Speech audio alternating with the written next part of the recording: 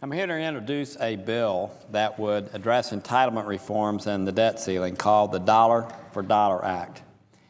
I continue to hope that Speaker Boehner and President Obama will negotiate a deal north of $4 trillion before year end. But I think we should also prepare now for the possibility that they will not, especially based on recent conversations. Next opportunity we have to make the structural, transformative reforms to Social Security, Medicare, and Medicaid that will save these programs and put our country on a path to fiscal solvency will be during the debt ceiling vote, which will be coming up right after the first of the year as soon as we get back. I'm introducing dollar for dollar legislation that will raise the debt ceiling by roughly $1 trillion in exchange for roughly $1 trillion in reforms to Social Security, Medicare, and Medicaid. This puts into legislative language many of the concepts laid out in bipartisan Simpson-Bowles and Domenici-Rivlin proposals. This bill meets our obligations to older and younger Americans. Young Americans expect us to solve our fiscal issues so they aren't saddled with debt and robbed of their opportunity for the American dream. And seniors expect us to honor the commitments that we have made to them. If we act now, we will be addressing the debt ceiling more than 3 months before we reach it. Let me walk through those changes that are well known to policymakers in Congress and the administration, and I'll begin with Medicare.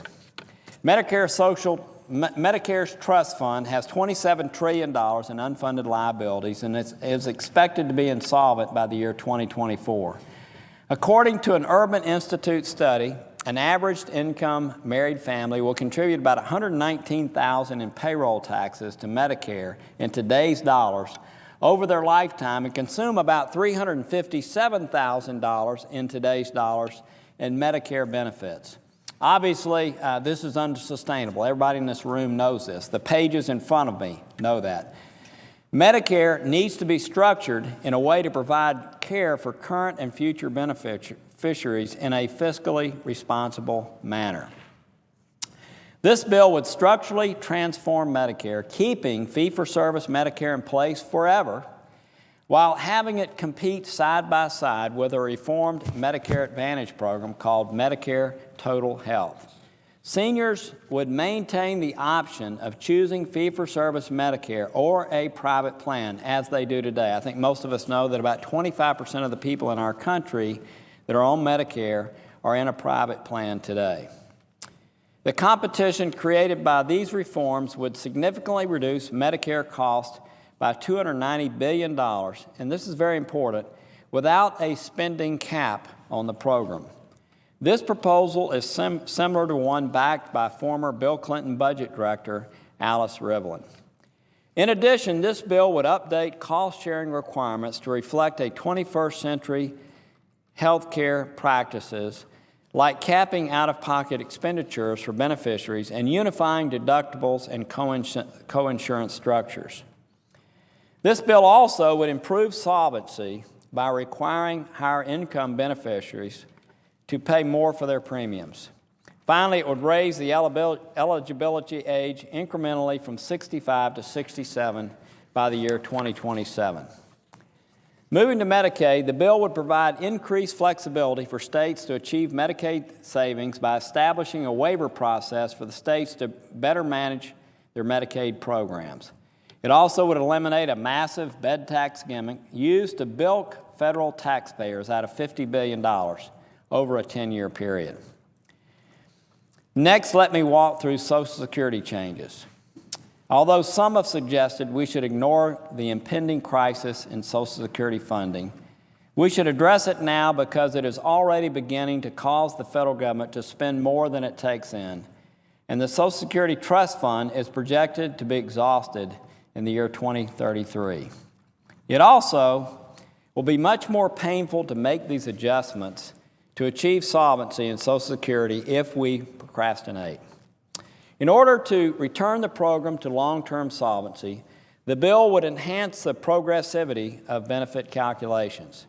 In addition, it would adopt chained CPI in measuring inflation to calculate the annual cost of living adjustments. Change CPI is the Bureau of Labor Statistics' most modern and most accurate measure of inflation. By the way, the bill would apply change CPI government-wide, which would also affect revenues. And that would affect revenues in a positive way as it relates to our budget deficits. It would slowly raise the retirement age to better reflect longevity increases. And finally, the bill would strengthen the disability insurance program by moving beneficiaries into Social Security insurance at an earlier age. This part of Social Security will go bankrupt by the year 2017 if we do nothing. In conclusion, I'm offering a bill that would implement structural entitlement reforms, and in exchange, it would raise the debt ceiling dollar for dollar. Dealing with this now would avoid facing a crisis next year when we hit that debt ceiling in February or March, which would rattle financial markets and generate tremendous uncertainty in our country and around the world. We need to get our fiscal problems behind us so that businesses, investors, and all American people can have confidence about the future.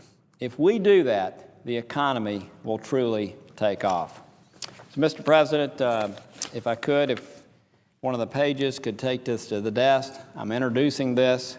I do hope that Senator Reid will put in place a process through regular order for bills of this nature to be introduced and go through the appropriate committees.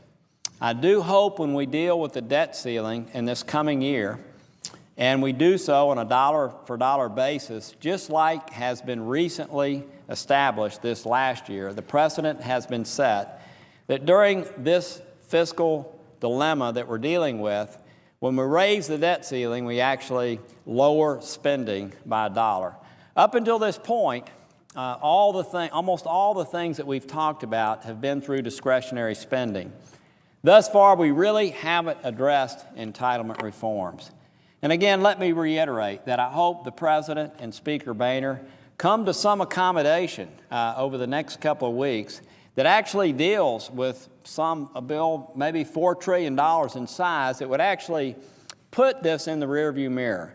But as the conversations continue and not much substance is coming forward, that is looking doubtful. And so what I hope we will do is, as we end this year and move into next year, we'll begin to put in place an open process where, as we move towards the debt ceiling and use the same precedent that we've already used right this last year, when we raise the debt ceiling by a dollar, we'll reduce spending by a dollar.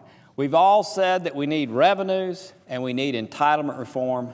Madam President, what I've done today is to lay out a way, and I know other senators will have ideas, and I hope they will bring them to the floor, but I've laid out a way for us to raise the debt ceiling by around $1 trillion, and in return, have entitlement reform on a dollar-for-dollar basis, saving and reforming these programs so that seniors in the future certainly will have the opportunity to continue these programs that they depend upon so much, and the young people that are coming behind us will have the certainty that we as mature adults, I hope, have dealt with these issues in an appropriate way.